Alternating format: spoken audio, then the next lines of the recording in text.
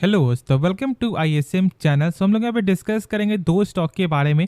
पहला यहाँ पे है आपका बजाज फिनसर्व और दूसरा यहाँ पे रिलायंस इंडस्ट्रीज। तो आप इस वीडियो को जरूर से अंत तक देखना, क्योंकि देखो एक में तेजी है तो एक में लगातार गिरावट ही देखने को मिल रहा है। और यहाँ पे हम लोग दोनों का टेक्निकल आपके साथ शेयर करेंगे। ये आपका मेरा पॉइंट ऑफ व्यू होगा, बाकी आप अपना डिसीजन खुद से लेना, खुद से एक बार सोच समझ कर लेना, क्योंकि देखो पैसा आपका होता है और इसलिए आपको भी यहाँ पे समय देना है। यदि आप किसी के कहने पे स्टॉक को बाय या फिर सेल करोगे तो ऐसा हो सकता है कि आपका पैसा थोड़ा रिस्क में आ जाए, तो इसलिए ठीक है। अब चलो हम लोग यहाँ पे समझते हैं पहले बजाज फिनसर्व के बारे में। तो ऑलमोस्ट आपका जो है 1.5% तक का गेन आपके साथ यहाँ पे शेयर हो रहा था, ठीक है। लेकिन उसके बाद फिर यहाँ पे एक क्या गिरावट होता है। देखो मार्केट आज कहीं ना कहीं प्रेशर था, लेकिन उसके बाद भी एक शानदार जो है यहाँ पे आपको चार्ट दिखाई दे रहा है। और मैंने आपके साथ इसका टेक्निकल व्यू भी शेयर किया हुआ है ऑलरेडी। लेकिन आज के हिसाब से हम लोग यहाँ पे चेक करें, क्या कंपनी खराब है क्या? ऐसा बिल्कुल भी नहीं है। बहुत से लोग ऑलमोस्ट 1200 के रेंज में ये सोच रहे थे कि स्टॉक का प्राइस यहाँ पे 900 आएगा। मैंने उस समय भी आपको बोला था कि ये एक शानदार मौका है।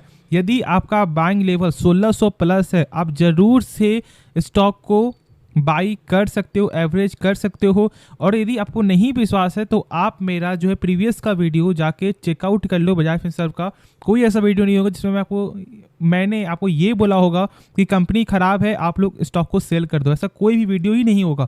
तो इसलिए देखो यहाँ पे होता क्या है ना, एवरेज लोग यहाँ पे नहीं कर पाते हैं। आपको ये सोच करके कि भाई जब मैंने लगाया तो मेरा जो स्टार्टिंग से ही आपको यहाँ पे लॉस दिखाई दे रहा है, तो उनको फिर ये आपको हिम्मत नहीं होता है कि हम लोग यहाँ पे और पैसा लगाएं। लेकिन यही सच्चाई है, जब स्टॉक आपको रिवर्स होगा तो फिर आप बाद में पछताओगे। तो इसलिए ऐसा गलती मत करो। कंपनी के बारे में पहले सही से समझो। और मैंने हर वीडियो में आपके साथ शेयर किया है कि कंपनी का जो सबसे मेन जो पार्ट है ना, वो यहाँ पे बजाज फाइनेंस है। क्योंकि देखो बजाज फाइनेंस जो सबसे पावर क्या है ना, उसका यहाँ पे है LCR, CAR और NPA। अब देखो मैंने NPA के बारे में आपके साथ शेयर किया है कि भाई ये एक तरह का बैड लोन होता है, जितना कम होगा उतना ही यहाँ पे अच्छा होता है किसी बैंकिंग कंपनी के लिए या फिर फाइनेंशियल कंपनी के लिए। मतलब बैंक लोन दे रही है तो यदि आप मतलब बैंक का किस्त यदि आपको यहाँ पे वापस नहीं आ रहा है तो मतलब बैंक का पैसा तो यहाँ पे फंस गया। इसलिए 3% से कम का होना चाहिए बैड लोन, मतलब NPA। अब ये LCR क्या होता है? देखो LCR का मतलब आपका होता है यहाँ पे लिक्विडिटी कवरेज रेशियो। मतलब देखो ये दिखाता है कि यदि मान लो, ठीक है, कोई भी बैंक है, ठीक है, मान लो उसमें आपने जमा किया है 10,000 रुपया, और यदि कल आप जाते हो और बोलते हो कि भाई मुझे 10,000 रुपये चाहिए जो मैंने आपके बैंक में डाला है, लेकिन बैंक क्या बोलते हैं कि भाई पैसा नहीं है मेरे पास, तो मतलब आपका पैसा तो फंस गया आपका ना। तो इसलिए आप यहाँ पे चेकआउट कर सकते हो उसका LCR, और यहाँ पे है 225%। मतलब यदि 10,000 रुपये यदि आप जमा कर रहे हो मान लो कोई बैंकिंग कंपनी में, ठीक है, तो फिर इसका मिलेगा 22,500 रुपया का। कंपनी के पास एक ऐसा एसेट है जो सेल करके आपके 10,000 को ये आराम से चुका सकता है। और ये जो रेशियो है ना, यहाँ पे RBI के अनुसार 100% के ऊपर होना चाहिए, और यहाँ पे तो 225% का एक शानदार नंबर दिखाई देता है। तो इसलिए ये सब पॉइंट जरूर से चेकआउट करना यदि आपको बैंकिंग कंपनी में इन्वेस्ट करना है, तो जो मैंने शुरू से ही आपके साथ शेयर किया हुआ है। अब देख रहे हो कि यहाँ पे बजाज फिनसर्व जो है म्यूचुअल फंड में भी इंटर हो चुका है। देखो यहाँ पे कौन कौन सा आपको इक्विटी सेगमेंट अब ये आपको आ चुका है, जैसे कि आपका फ्लेक्सी कैप फंड, ठीक है, और साथ साथ जानते हो कि बीच में आपको जो है यहाँ पे हाइब्रिड फंड का भी आते हुए दिखाई दे रहा था। तो ये सब जो न्यूज़ है ना, ये लॉन्ग टर्म में आपको और ज़्यादा फायदा दिखाएगा। क्यों? देखो पहले क्या था कि बजाज फिनसर्व का यहाँ पे दो कैटेगरी था। पहला यहाँ पे इंश्योरेंस, दूसरा यहाँ पे फाइनेंस। जिसमें से आपको फाइनेंस में बजाज फाइनेंस का जो स्टेक था वो था ऑलमोस्ट 52.92% का स्टेक यहाँ पे, मतलब बजाज फाइनेंस का जो ये आपको होल्ड कर रही थी। लेकिन अब इसमें एक और सेगमेंट आपको जुड़ जाता है जो यहाँ पे म्यूचुअल फंड है। ये म्यूचुअल फंड जो एक ऐसा पार्ट है ना, तो जो यहाँ पे समझ लेना कि लॉन्ग टर्म में ये भाई एक बड़ा मार्केट आपको बनने वाला है। बहुत से लोग शेयर मार्केट में उतना ज़्यादा यहाँ पे नॉलेज गेन नहीं कर पाते हैं, और मान लो बहुत से लोग ऐसा टाइम भी नहीं होता कि यहाँ पे शेयर मार्केट के बारे में सही से समझे, जाने, वो आपको हर स्टॉक के बारे में समझे। तो इसलिए वो क्या करते हैं कि एक अच्छे म्यूचुअल फंड में इन्वेस्ट कर देते हैं, और ये लॉन्ग टर्म के लिए सबसे अच्छा है। यदि आपका बिजनेस है मान लो, ठीक है, तो आप जरूर से इस चीज़ को फॉलो कर सकते हो कि ये लॉन्ग टर्म में आपका हेल्प करेगा। अब कुछ इसका टेक्निकल पॉइंट हम लोग यहाँ पे समझते हैं। तो देखो यहाँ पे इसका टेक्निकल पॉइंट क्या शेयर कर रहा है आपके साथ, ठीक है।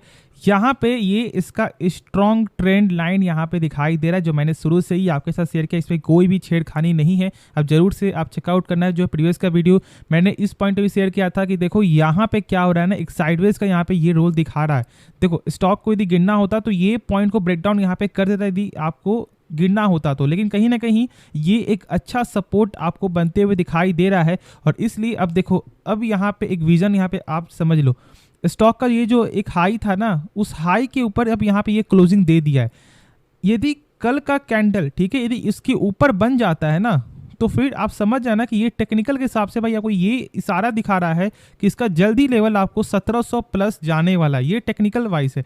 बाकी देखो यहाँ पे टेक्निकल आपको 100% किसी का सच नहीं होता है, लेकिन जहाँ तक मैंने अभी तक समझा है वो बस मैं आपके साथ यहाँ पे शेयर कर रहा हूँ। यदि कल का कैंडल यदि ग्रीन बन जाता है, इसके ऊपर यदि क्लोजिंग दे देता है, तो फिर जरूर से ये एक बुलिश का साइन हो सकता है, ठीक है। तब तक के लिए आप यहाँ पे होल्ड करके चलो।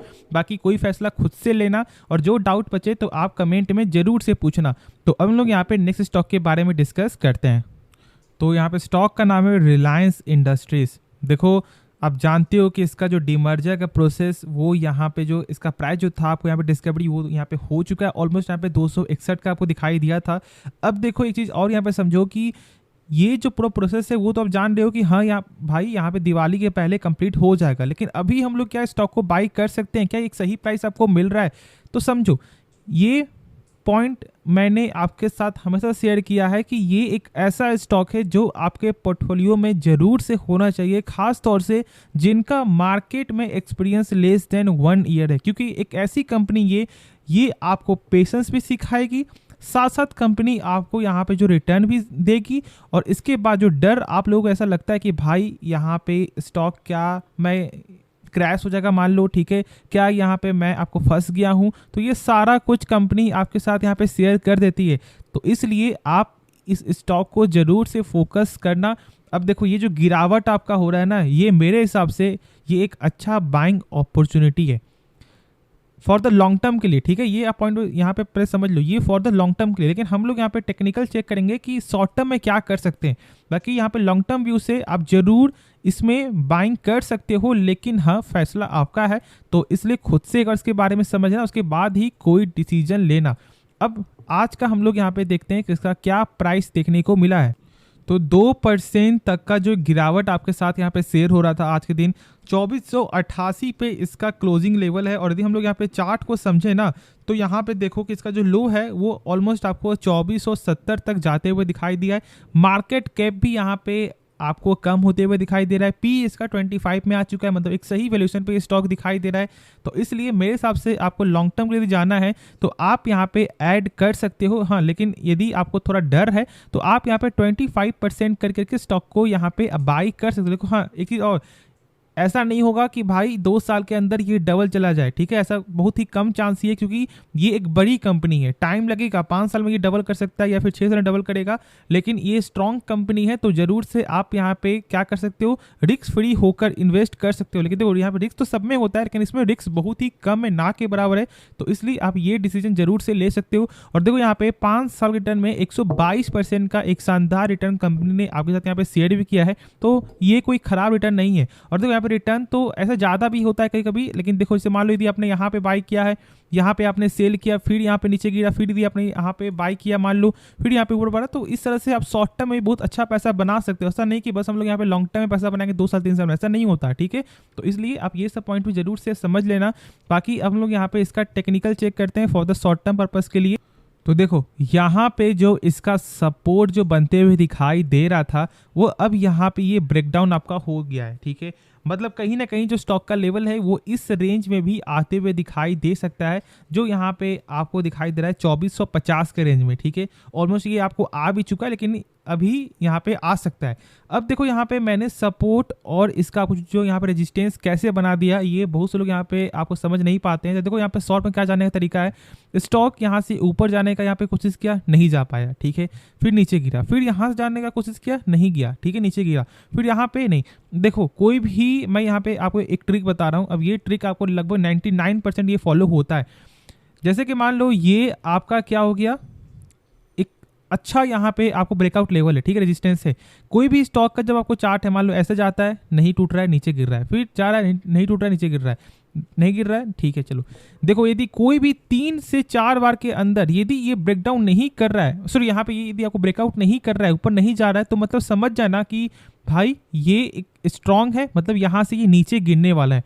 लेकिन ऐसा यहाँ पे नहीं हुआ। देखो यहाँ पे कितने बार में ये टूट गया, 1 2 3, चौथा बार में ये टूट गया, ठीक है। तो इसलिए ये सब पॉइंट जरूर से समझना कि कम से कम 3 बार या मैक्सिमम टू मैक्सिमम यहाँ पे 4 बार, यदि 4 बार के बाद यदि आपको नहीं टूट रहा है ना, तो समझ जाना कि वो यहाँ पे कमजोर हो चुका है, अब वो नीचे गिरने वाला है, मतलब साफ तौर से एक अपोजिट डायरेक्शन में वो यहाँ पे आपको ब्रेकडाउन करेगा। तो ये सब पॉइंट जरूर से समझ लेना। बाकी मैंने अपने साथ शेयर कर दिया है कि यहाँ पे क्या सपोर्ट दिखाई दे रहा है और क्या इसका ब्रेकआउट लेवल है। तो होप ये वीडियो पसंद आया होगा। बाकी इस वीडियो में यदि आपको कुछ भी सीखने को मिला, आप इस चैनल को सब्सक्राइब कर सकते हो और साथ साथ आप इस वीडियो को भी लाइक करना।